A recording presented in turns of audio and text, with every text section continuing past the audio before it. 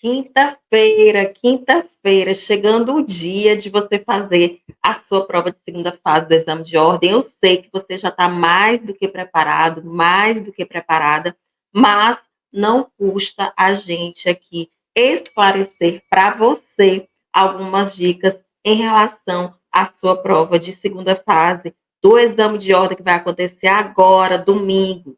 Vamos ver o que você pode e o que você não pode fazer, levar na sua prova de segunda fase. Você deve dar atenção especial ao tempo. São 5 horas para você fazer a sua prova.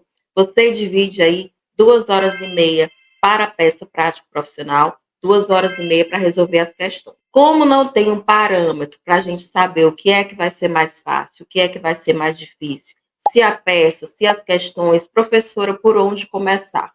Comece primeiro dando uma lida geral na sua prova, vendo o que é que está mais fácil, o que é que está mais difícil, se são as questões, se é a peça. E nesse primeiro momento dessa leitura por cima que você vai fazer da sua prova, você deve já de cara identificar a sua peça.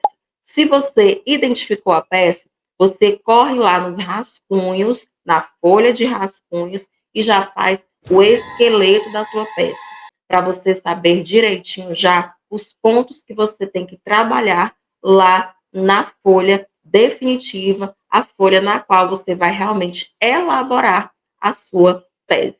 Da mesma forma com as questões, identificou que as questões são mais fáceis, que tem questões que são mais fáceis, já faça logo essas questões.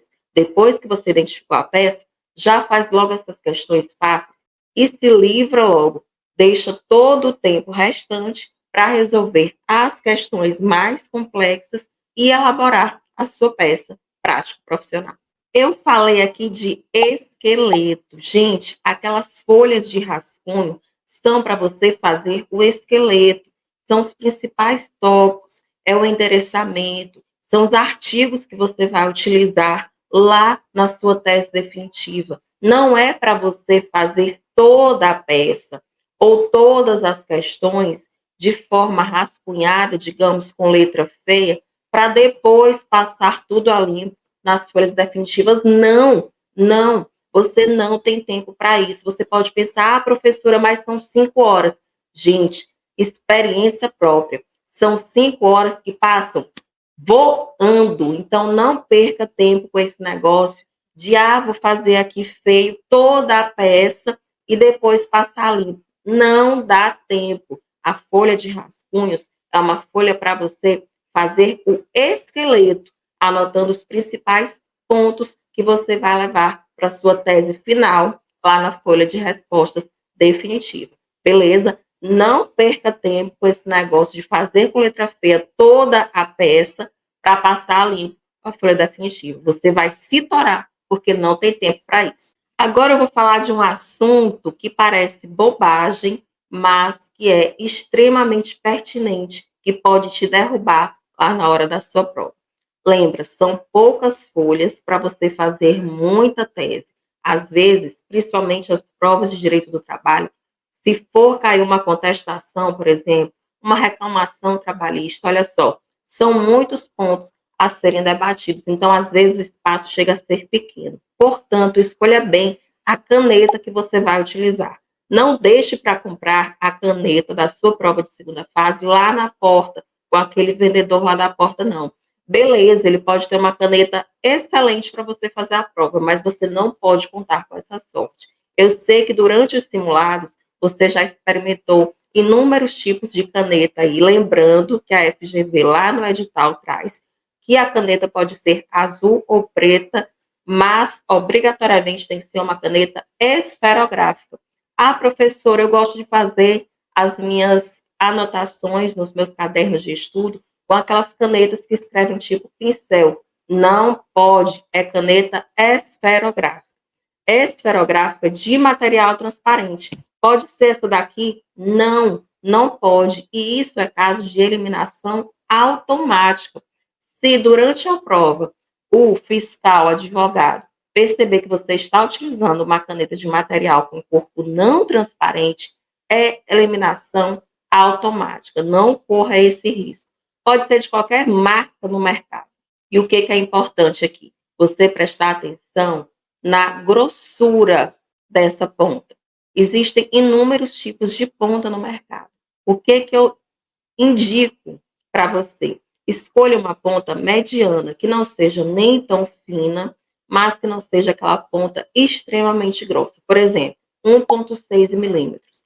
Essas canetas de escrita extremamente grossa deixam a nossa letra muito grosseira, quase ilegível para o examinador, porque a escrita fica extremamente grossa. O T acaba se confundindo com o D, tornando uma leitura realmente difícil para o examinador. Não corra esse risco. Faltam poucos dias, corre lá no mercado, no supermercado, na papelaria, escreva inúmeras vezes lá, testando realmente qual é a caneta que a sua letra fica mais legível. Existem as canetas 0,9, 1,0 no máximo é o que eu recomendo para você comprar. Lá no edital não diz se essa caneta tem que ser escrita grossa, mas que tem que ser uma caneta com material transparente e esferográfica de tinta azul ou preta. Professora, posso usar máscara? Posso levar meu álcool gel?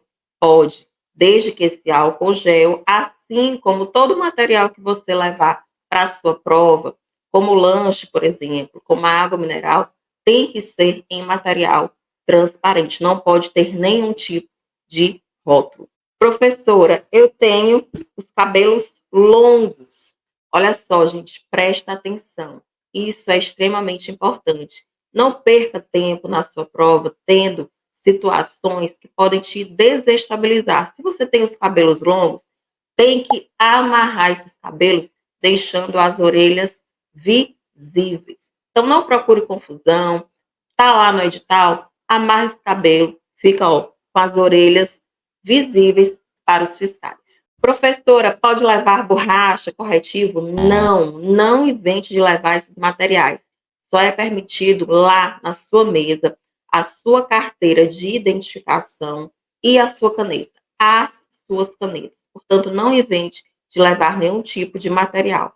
E outro material que é permitido na segunda fase do exame de ordem é o nosso querido vadinho, o vadimeco. Gente, o vadimeco, ele é seu aliado na segunda fase do exame de ordem. Não deixe que o vadimeco seja o seu inimigo na hora da prova. Sabe por quê? Porque tem gente que brinca com a sorte. Não lê o edital, não tem uma orientação adequada e leva o vadimeco da forma que ele tem, da forma que ele costuma usar em casa para estudar. Preste atenção, está lá no edital. Posso levar meu vadimeco com as minhas anotações? Não, não pode. Mesmo que durante aquele exame rápido que o fiscal faz para que você vá para a sua carteira, tenha passado pelo exame dele e depois ele verifique que você tem, por exemplo, anotações no seu vadimeco, folhas em branco, não pode. Posso levar meu vadimeco que eu faço com as minhas anotações lá durante os meus estudos? Não, gente, não. A não ser que essas anotações sejam simples remissões a outros artigos ou a letra da lei, por exemplo.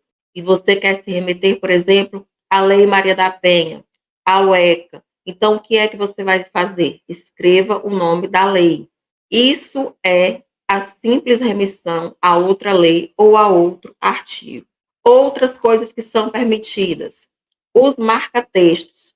Ali, aquela linha feita pelo marca-texto, pode. O simples traço feito com uma caneta, pode. A remissão a outros artigos ou a leis, pode. Separação no vadimeco das folhas entre Código Penal, Código Civil, Código de Processo Penal com clipes, pode.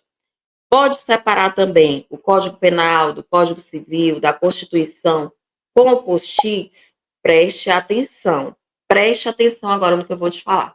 Essa marcação com papel estilo post-it só pode ser feita com aqueles separadores fabricados pelas editoras. E esses separadores já tem que ter lá CP, CC, CPC, CPP. Eles não podem estar em branco. não podem estar em branco. É a causa de você perder o seu vade-mecum. Por quê? Porque o fiscal vai te tomar o seu vade-mecum, você vai fazer a prova sem nada, ou até o caso mais grave de eliminação automática. Portanto, senhoras e senhores, evitem esses post-its anotados por você mesmo à mão, porque lá na hora o fiscal ele pode apreender o seu vade-mecum. E aí, como é que você fica para fazer a prova de segunda fase sem o vade-mecum? Não corra esse perigo. Utilize as etiquetas fabricadas pelas próprias editoras. Lembrando que essas etiquetas têm que já ter lá impresso as siglas CC, CP, CPP, CPC, CF. Não podem ser etiquetas, mesmo que impressas por fábricas, por editoras, em branco. Beleza? Professor, eu estou sem dinheiro para comprar um Ridel, para comprar um Juspodium, para comprar um Vademecum da Saraiva.